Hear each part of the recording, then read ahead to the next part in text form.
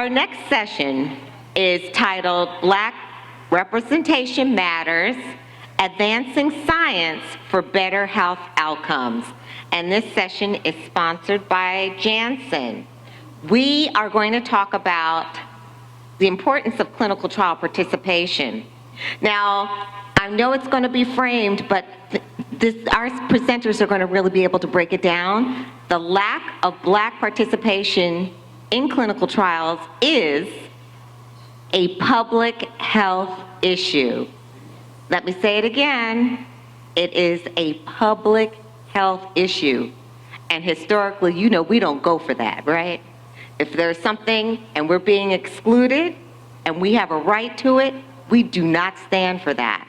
So they're going to frame this discussion much more eloquently than I am. Our presenters are, we have two wonderful presenters, Dr. Denise Bronner. Dr. Bronner is Director of Diversity, Equity, and Inclusion, Clinical Trials, Immunology at Janssen. Dr. Bronner, Denise Bronner, has 12 plus years experience in immunology and oncology. She has had academic tenure at many, many organizations. She joined Janssen's Feasibility Center of Excellence in 2020 and helped incorporate DE&I practices in their data-driven feasibility programs for the immunology portfolio. She is a PhD in microbiology, so we got a smart sister, right? And she has a BS in biological sciences from Wayne State University. Our second presenter, their bios are just so impressive. You need a PhD to be able to read them. She has a guest with her who is Michelle, and I hope I haven't mispronouncing your last name, Igwe? Woo. All right, I've been to Africa, so I have a little class. All right, Melanie Igwe. She's co-founder and CEO of DrugView. Melanie is a Houston native, passionate about healthcare and bringing health equity and access to communities of color. She oversees the medical records and consolidates clinical trial information and retention for View Health, which is a digital health platform designed to provide chronic care management for people with autoimmune condition access to clinical trials. She holds a BA in economics and math from Howard University. Join me in welcoming our illustrious panelists. Hello, everyone. How you guys doing? Good, good. So go ahead and get us going past these couple of slides, disclaimers and the speaker bios. But really, what we're going to be talking about today is the importance of representation. And there's three major myths that comes to mind with Black patients. And this is something that I hear on a daily basis in my job. That Black patients don't exist, which we know is not true. That Black patients don't want to participate in clinical research. And also the last one being that even if you do join a trial, that you're more likely to drop out. And all three of these we want to debunk today because we want you guys to understand that you guys do exist and that we're looking to get you guys more included into clinical research, because without it, we won't know if these medicines are effective for us. So the biggest thing here is when you think about clinical research and think about the US population, Black people in America represent about 13% of the US population. But when you look at the representation within clinical research, we usually are like 5% or less. That doesn't make any sense. We're not even matching our representation within the US itself. So how can we effectively say and soundly say that the medicines that we are currently taking actually do work for us? A lot of the information that comes out about the effectiveness of drugs comes from it being already on the market. Now think about that. You guys are not even being represented in the trial, but the doctors are pushing this medication on you. Does that make any sense to you? I don't think so, right? And so this type of, knowledge and that gap that we're seeing here really helped to have you get started with View Health, right? Yeah, so we started DrugView, which is transitioning to View Health, and I'll get into that. So myself and my co-founder, we had founded another project, and from that, we were invited to speak at the FDA on product safety, and it was there that this staggering statistic was revealed to us. So we went out and we were like, okay, if populations of color are not represented upstream in clinical research, what is the effect of that downstream? So after collecting 65,000 medication reviews from all different types of people and all different conditions, the side effect profile was wildly different for those populations of color than what they were for what was demonstrated in the literature, i.e. more Caucasian patients. And that really set us on a path to found DrugView, which is now transitioning to View Health, where we really want to provide access, research, and make sure that patients really holistically can be taken care of, and all of those different care options that sometimes physicians are not always able to share with them, we can provide that with them. Like that. And I think the other part of that, what you kind of pointed out is, when we think about the benefits, right, we talked a lot about the fact that knowing how effective these drugs are, right, but we're also gaining a lot of research on just the disease itself. How does it progress within different types of patients? Because just because you both may have lupus, a white woman and a black woman, how it progresses in that patient can vastly differ. And that is something that we have to really pay attention to. The type of medication that you take, how is your body able to degrade that, to process that? That can be vastly different as well, right? Because I know there's been a couple of papers that have come out recently, actually a few years ago, where they were looking at the ability of a Japanese person to be able to process certain types of medication. And they found that if they had a particular genetic mutation, that they would actually create a toxic byproduct, causing them to have kidney issues and other issues as well. So again, you wouldn't know this until you start to do the research. And we're starting to see more and more of that type of stuff with black patients as well. Absolutely. So the bedrock of our company starts with medical records. We support people that are living with autoimmune conditions, and those can differ wildly. Like, as Denise just stated, like, if both of us are sitting here with lupus, our experience with it can be very different. So in order for us to really understand, we need to be a part of research, and we really need to make sure that we're advocating for ourselves to get into that so that our care can be better. And that only starts with us understanding the opportunities that can come forward with us participating. And so I think the biggest thing here, one of the first myths we want to talk about, is the fact that black patients don't exist. And if you guys can see on the screens, these are some of the diseases where we have current clinical trials that are occurring. And a lot of these diseases have a higher prevalence or disease activity within the black community. Now you have to say to yourself, when you look at the history or even current clinical trials that are being conducted in these diseases, our representation, again, is still below 10%. Now, how many of you know someone with some type of disease on this list here, right? Exactly, so either yourself or someone you know. And I think here with View Health, what you guys have done is not only consolidated the medical records, right? But you're starting to identify a large portion of patients that are black, Hispanic, Asian, that fall into these groups, right? Yeah, so one example, and we're going to stick with lupus because it's an autoimmune condition. So white patients, on average, represent 30% of the prevalence. However, they're 51% of the participants for randomized clinical trials. On the converse, when it's African Americans, even though we have almost a 40, close approaching 50% representation in lupus, we're only 14%.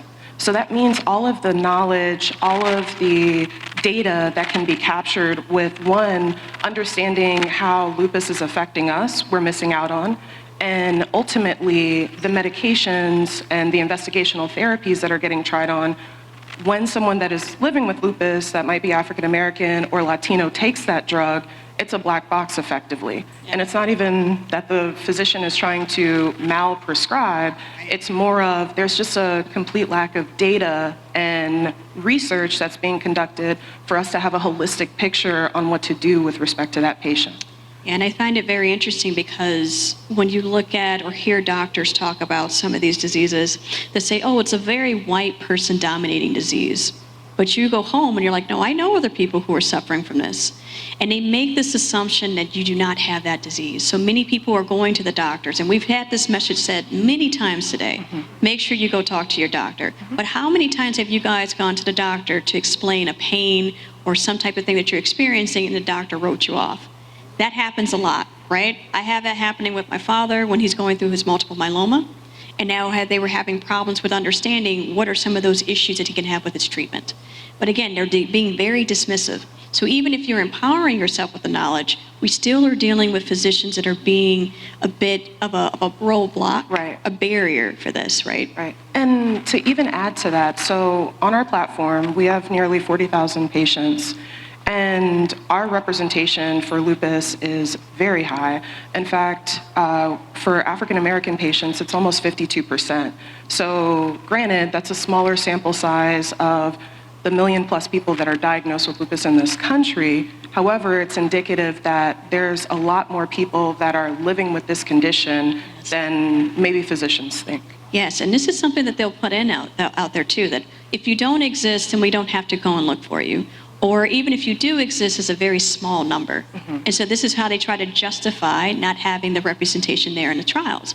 And that's not right, because we know that you guys exist. We see it, right? So how do we go about increasing those numbers, right?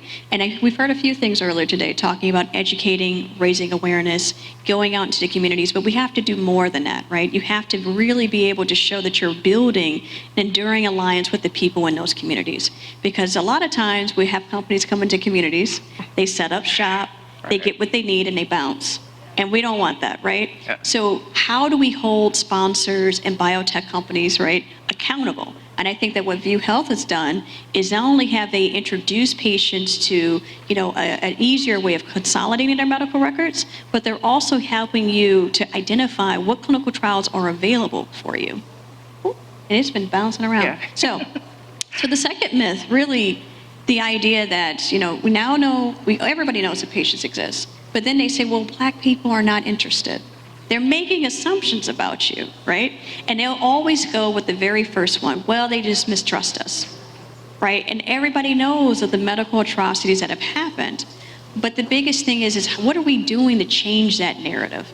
That is something that falls not on the patient, that falls on the sponsors, that falls on the companies, right? Yeah, and just to jump in, it is wholly incumbent for us to reimagine the way that we're looking at care and look at it in a more collaborative capacity.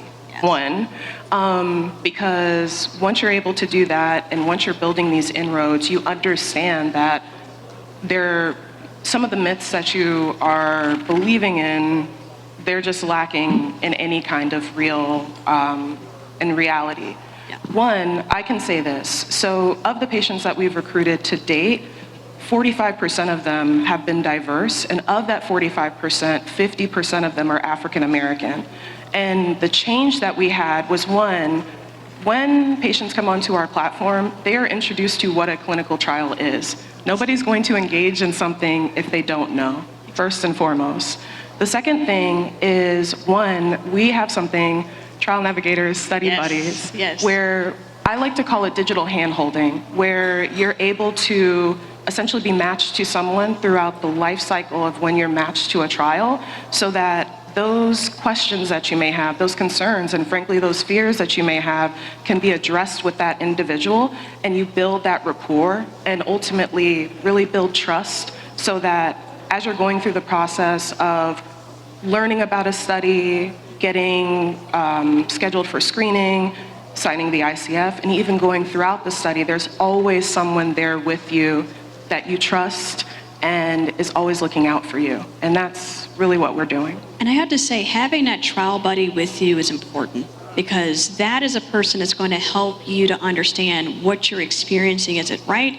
Do we need to pivot? Do we need to change some things? Do we need to let the sponsor know?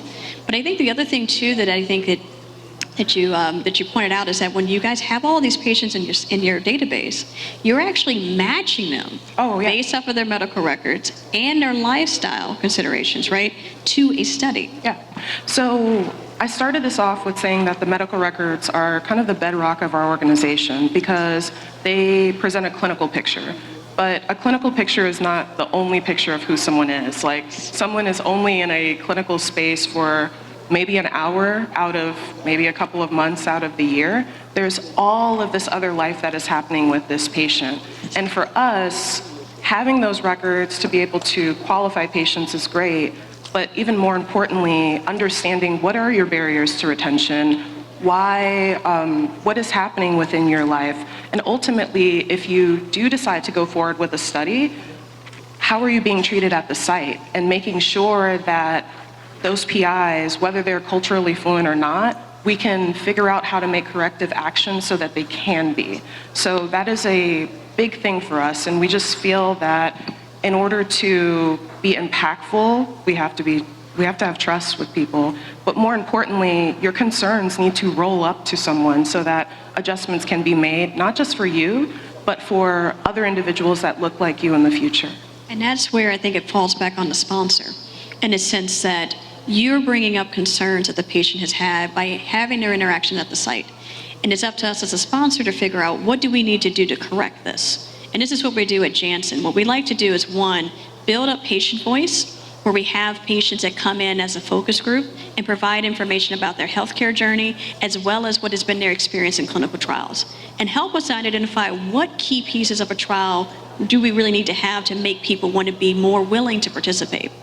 But in addition, when we're getting critical information like this from our sites, that a patient says, hey, I really don't like the way that the staff interacted with me, we have to listen to that, because these are people who are on the front lines with our patients. And if we're partnering with people who are not treating the patient correctly, who are not listening to their concerns, that falls back on us. So we have to go through and reevaluate that, train that site, or maybe switch sites, because we do not want patients feeling like they are not being heard. But in addition, we're also thinking of other things as well. Something as simple as a trial marketing material, right? The flyer. If you don't see yourself on it, do you honestly want to go into that trial? No, you don't want to do that. If you don't have, the information in there about, well, hey, I want to participate in this study, but the trial site is too far. Are you going to reimburse me? Or are you going to help me with transportation? Again, these are things that should not be a concern to patients. That is something that needs to be taken care of by the sponsor. And so we partner with people like View Health who help us to find these patients, because we can't keep using this excuse that you guys don't exist. We can't do that. And there are tons of vendors that are coming up that we can partner with that already have those connections. But we also have to make sure that because they're putting their reputation out there, that we are backing it up with what we're trying to do for patients. So this last one gets me, because again, it really puts it back on the patient, and it's very aggravating for me, because they'll say, well, okay, fine, so they do exist. Yeah, okay, they're in the study, but they're going to drop out anyway. They never stick with anything. This is something that I hear. I constantly hear. And this comes down to physicians saying, well, they didn't stick on this one drug, right? So why would I want to put them into a trial? They didn't even take their medication on the days they were supposed to.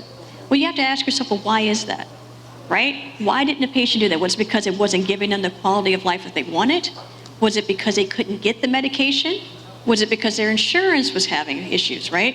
We cannot just make these assumptions. But again, physicians are that barrier, right? So what I like about View Health is that you guys have the study buddy who says, hey, we got an issue here, right? Exactly. Right?